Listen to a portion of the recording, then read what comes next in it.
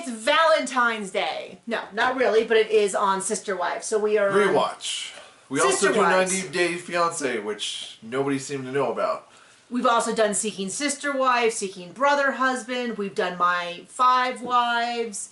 We've done, I mean, we used to do shows like Ink Master, Project Runway, Real Housewives of various stuff, Ladies of London. You can go down below and check our playlist. Other way. Our playlist. Down below you can see all of the playlists that we've had for the past almost 10 years that we've been doing this. Isn't that crazy? We Feels like a lot more than that. Was it? Maybe it's only 9 years. Maybe it's only 9 years. This episode felt like a year to me. It feels like it. So we're on Sister Wives, our rewatch, 4 Wives, 4 Valentines, Season 4, Episode 6. We get a couple of interesting tidbits, but otherwise a bland episode. I don't know what you expect from a 21-minute episode. The beginning is it's about Valentine's Day, most of the episode. The elementary school is having a like daddy-daughter dance for Valentine's Day, and But there's only one father, one daddy. One daddy, so he's gonna disappoint everyone. No. Not Robin's kids, right? So Isabel, Savannah, Aurora, and Brianna go with Cody. Gwen goes, nah, I'm not sharing my man, and she asks Logan, which is the sweetest thing. And Christine gives her a little bit of a hard time because Gwen's like, I don't ever want to be a polygamist. And she's like, now come on, you're so young. And she's like, no thank you. Now we know that she ended up not marrying one man at all. Okay. She ended up marrying a woman. Okay, well, there's that. But she's like, no way. And Christine's like, well, you know, if I wasn't a polygamist, you wouldn't be around. And Gwen's like, not convincing me. And she's like, you know, you wouldn't have Logan if it wasn't for polygamy. She's just like, you're not changing my mind, Mom. Outie. Like, I'm not into it. Before we actually get into the dance, though, there's a little bit in there about one of the saddest storylines to me, which is the whole Mary surrogate story, because I don't know. No matter what I see, I just feel like I don't think Cody would have allowed it. I don't think he wanted to start over with Mary. No. And be required to be in her house. And at this point, I'm not totally sure, but based on what we heard in season 16, I'm not even convinced that he was even being intimate with her. So I don't know, I have no proof of it. And I could be wrong, but I have such a hard time believing that he actually intended to have another baby with her. Well, let me do a reenactment. Because this episode later, we're going to skip around a little bit. But he gives Mary flowers like this. Happy Valentine's Day, lady! Yep, basically. But okay, anyway. who's next? Who's next? Got a lot of flowers here. Just take them off my hands. So they went to one fertility doctor, which is like Littman, and now going to Shapiro. They're like, well, you're 41, your eggs are old. And bad. And rotten. And the ones that are left are meh, is kind of what he said. I mean, basically exactly. Basically exactly. And so he explained that there's 2 options. She can do surrogacy with her own egg or surrogacy with a donor egg. And she said he spent a lot of time on donor eggs, and she's just not interested in that. Which is fine. When we talk about like fertility, what you will and won't do, it really should be the individual's choice. The individual's choice. And she says she's not interested, fine. She leaves it. She does mention, I'm not sure if I want to start over. She's just... Well, she doesn't really get a say, because Cody definitely doesn't, so... Does not seem like it. They're like, well, there's further testing, you know, well, sometimes it's the men, but clearly that's not the problem here. And I was like, well, if you're not having sex, that could definitely be... I mean... Yep. There's that, and so she's Takes like... a donut and a banana. I'm not sure I'm completely... That is a 90 Day Fiancé before the 90 days reference, if you want to go over and get all of our banana and donut related content. A very odd exchange from an otherwise lovely couple on 90 Day Fiancé. The only lovely couple, right. Let's just be clear. So she's undecided, they leave the appointment, there's no clarity. It kind of seems like she's leaning one way and he's leaning the other, but we're going to follow that storyline to the end. So they have this whole thing, they're kind of intermixing it, they're referencing the fact that they're going to have, I guess they do a family Valentine's Day, which I guess makes sense, just to have all the kids get together and do it rather than like, who does he spend Valentine's Day with? Well, he's got 4 wives, but only one that he loves. I don't know. It would seem to me that it would be more appropriate to be like, if Valentine's is on a Thursday, Somebody gets it Monday. Another person gets it Tuesday. Another wife gets it Wednesday. Do you mean gets it? Gets it? Well, Because I'm not convinced that dude I think could only get one it. of them is getting it by this point. Well, I don't think anyway, he could and be then the last wife gets it on the day, right? I mean, that's... I don't know.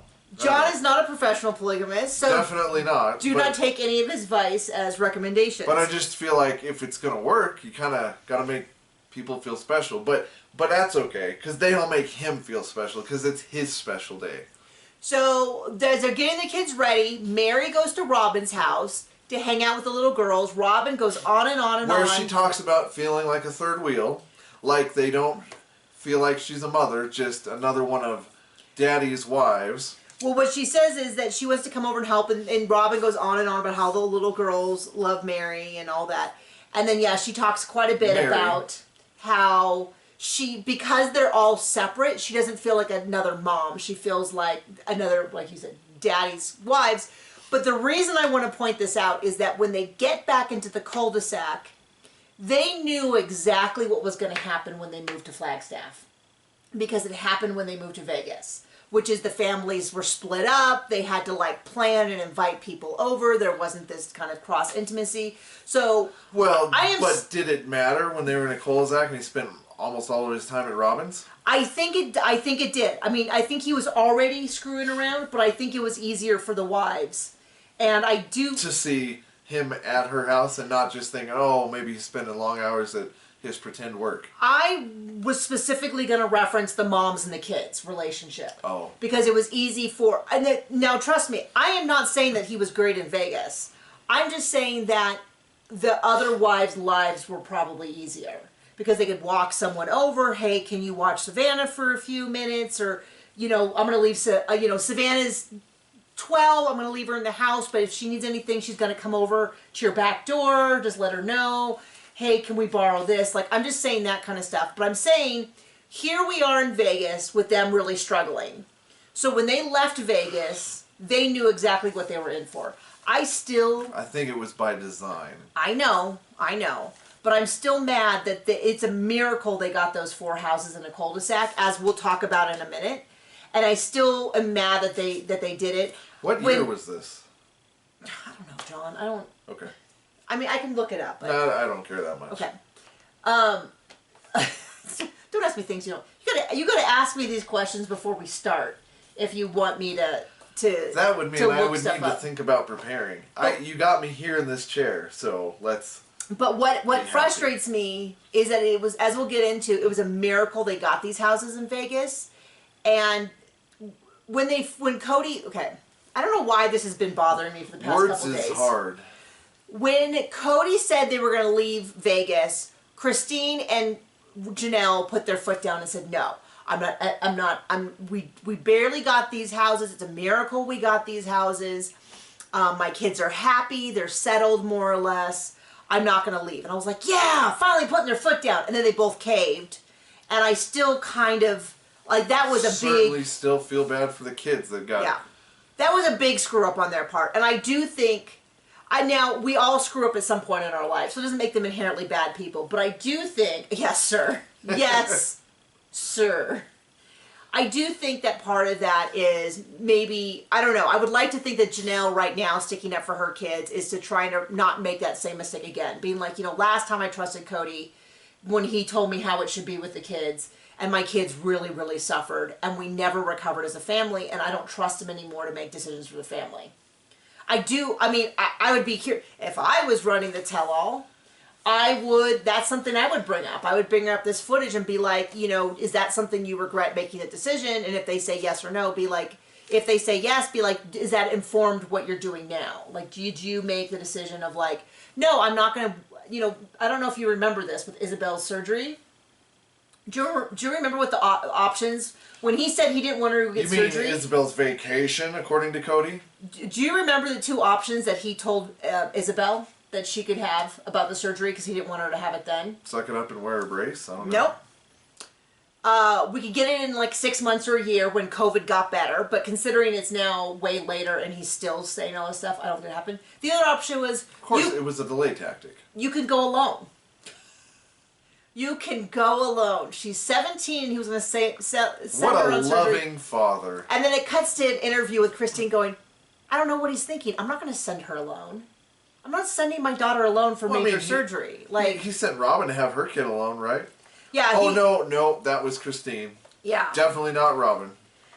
The pencil wetter. So the wives are all at Mary's house. I am now tracking who, what, where with the houses. Because we got to figure out what's going on with the fact that we don't see filming inside Robin's house. The Christmas episode we just saw in real life, season 18 stuff, I think was all self-filmed. So I'm still trying to figure that out. But we don't see Robin's houses for long periods of time, and we see everyone else's. So let's tell the people what they want to know. Were there gloves on this episode? I didn't see gloves. Did you see gloves? No gloves. So the wives decide, hey, what would be kind of a fun thing to do with Cody? It seems like Valentine's Day is very, very low bar. Like, they don't do lots of big gifts. They're not going to make the mistake of the expensive MacBook again. So they're like, oh, well, what if we decorate his car with stuff? And it all felt a little contrived, which is not... Contrived on a reality show? I know. Well, it definitely felt like, why don't you guys do something fun? We can film it for Valentine's Day. Yeah. So they say, well, we put a bunch of balloons inside so when you open the door, so they have this whole plan that they're at Robin's house. They're going to have a party at Christine's house, so Cody's over helping Christine, which, I mean, is shocking enough as it is. I mean... Helping? You mean getting in the way? Well, being annoying. Although what he did say was, so the idea was Robin's going to take the car, drive over to her house. They live really close together. They're going to do this decoration. They're going to bring it back. She's going to lie to him and say, like, she got a scratch, so he comes out and they can all surprise him. Mary goes, but can you lie to him? And she goes, oh, yeah. Oh, of course. Robin says that. Which cracked me up, and I, like, wrote down the time code, because I'm like, oh, I'm going to be referencing that again. I mean, we don't know about that, but she certainly can lie to the other wives. She's like, oh, yeah, definitely I can lie. I was like, well, I'm going to remember that. So, they go over to Christine's, and she's like, I need to borrow the car, and he's like, grabs the keys, and he's like, I don't know, maybe I should just go fix your tire or whatever. But what's funny, he's like, well, you gotta hurry, because I need to take the car soon, and I'm like, oh, he's already got his escape plan. That he's gonna help Christine for a few minutes on camera, and then... Bounce and all that. So, they go over, what was hilarious was, if I read, it like... Janelle's writing like Janelle and G and K and M and K, and they've got balloons, and they're putting the balloons in. What was funny was it looked like on the front passenger window, Hunter wrote, Hunter is the most loved child. I could barely see it, but I'm pretty sure that's what it said, and I thought that was absolutely hilarious. So they go back. I mean, it's good they had Robin do it, because if it was someone else, one of the other wives, he probably would have screeched at them about denting the car. But he's like, she comes in. Yeah, but it was the favored wife. She's like, oh my gosh, I'm so sorry. There's a little scratch. And he's like, oh, honey, you're shaking, you know. And I'm like, well, I mean, she really knows how to pull out the acting to get out of trouble, doesn't she? We never see that again for the rest of her life. And they go outside and go, surprise! And he's got the car decorated, and he's laughing, and... If I had a heart, it would be a very sweet moment. But I don't. Neither does he. So... And he does make a big deal about all the kids. Nope, not all the kids. What? Only the little kids, and how it was cute they decorated his car. Yeah, well then we get into... Kind of weird. Then he goes to... I don't remember where this was. Because it wasn't just only the little kids who decorated the car. He went to the little girl's dance, and it was the same thing. They just walked on this red carpet, and he goes on and on. I can't remember what an amazing dancer he is. Of how much fun he's having, and how he loves being the center of attention, and he goes out of his way to say, you know, the teenage girls aren't this happy to be with me, but the little girls still are. And I'm like, hold up. I have a lot of friends, two of my closest friends, that like we sort of have like a work Slack that we do together. They're other authors, by the way. I write books. You write books? I write books. Right now I have mysteries. I'm going to have a sweet rom-com come out soon. And I just put up today a pre-order for my next book to come out at the end of September. Actually probably might be out by the time this video is on YouTube. If you're on my Patreon. Are you ever going to do audiobooks? I do audiobooks. I do ebooks. That's actually how I make most of my money, is ebooks. We are not caught up with the audiobooks, so just simmer on down. We got some of them, and that's what we got right now. And you can look at all your favorite vendors like Apple, Google Play, Amazon, of course. You can also special request them through your library system. They're available through all those places. We also have a Patreon where you can get bonus material from Bonus us. material. You can get these videos Your favorite YouTubers. These videos 2 weeks early, or you can get a watch-along video of the new season, season 18. Where we smash our computer every week. We'd like to, but we can't afford that nonsense. And then we'll figure out what we're going to do when the season's over. We haven't gotten that far, because I know John's going to absolutely flip a table when I suggest that we keep doing the watch-alongs. Of what? We'll figure it out. I know. I had to say that on camera because then he can't get mad. We'll argue about this later. I'll pencil that in. No, but what I was going to say is I have 2 of my dearest friends have teenagers. And they tell me all the time how teenagers are just as emotionally, have just as many emotional needs as toddlers. It's just very different. No kidding. And they were saying how that wasn't something that they expected, and they didn't really know about it until they started having teenagers, and their teenagers actually needed them a lot, almost like a toddler does, but the needs are really different. And she said, you know, a toddler like needs you to sit in your lap and do this, and teenagers is more like frightening because they need to like, just like she will say that her 13-year-old just come in and just need to hang out and just kind of talk, and she's like, I'm so excited to talk to you, but did it have to be on my deadline day? Like, did it have to be the day my book's due? All of that. So, but this is something we see with Cody repeatedly throughout the season up till today, which is after they get to a certain age and they don't just adore him.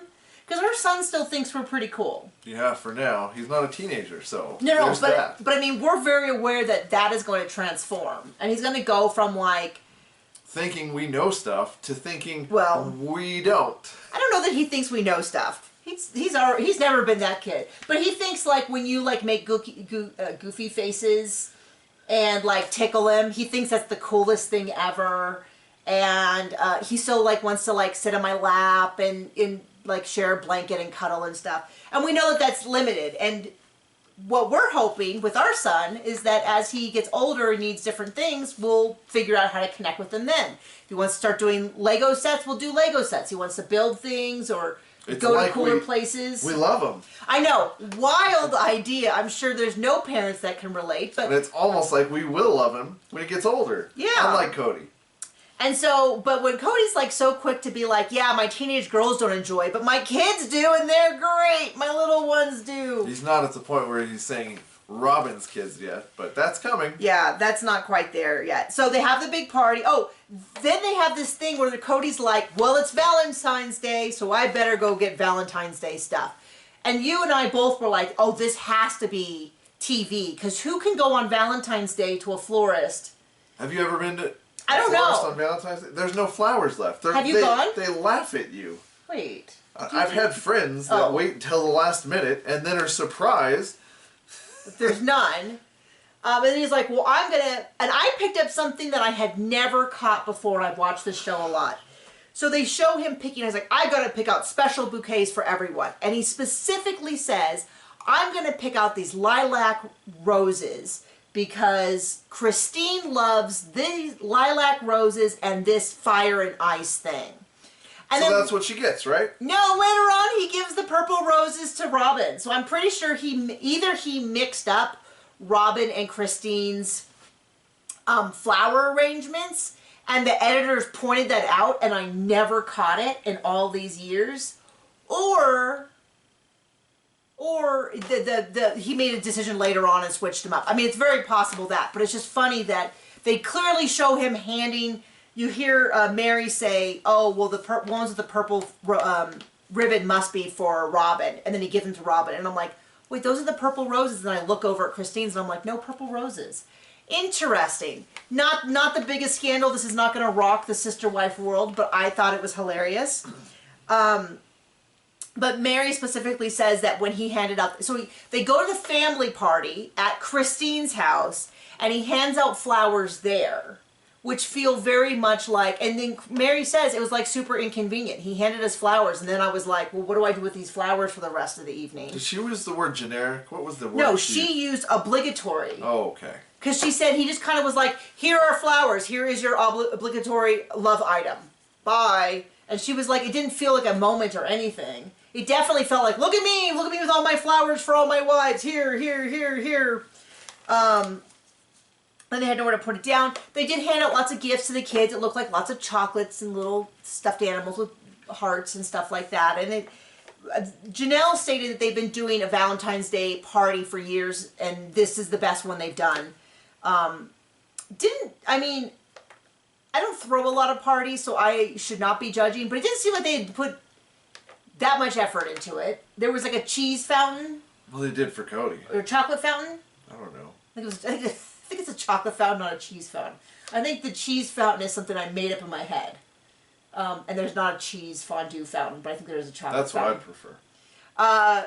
Our first date, speaking of fondue, was at a fondue place. What is it? The Melting Pot? Is that what it's called?